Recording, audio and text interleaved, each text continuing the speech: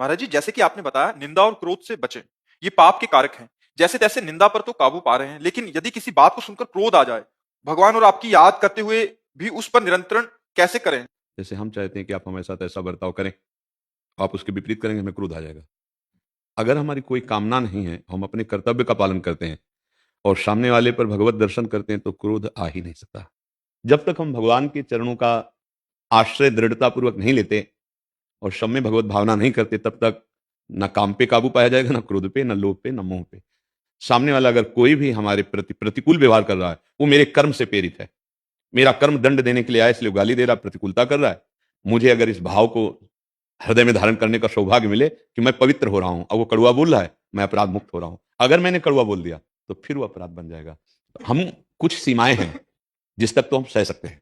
यदि हमारे कोई धर्म का नाश करने के लिए, यदि कोई हमारे गुरु की अवहेलना हमारे सामने कर रहा है, हमारे इष्ट की निंदा कर रहा है, फिर हम नहीं सहन करेंगे कि हम इतने तक तो क्षमा कर देंगे। इसके बाद हमारे गुरु का कोई अपमान कर, हम कहते क्षमा।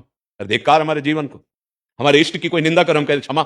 है हमारे राष्ट्र पे संकट आ रहा, हम कहते क्षमा।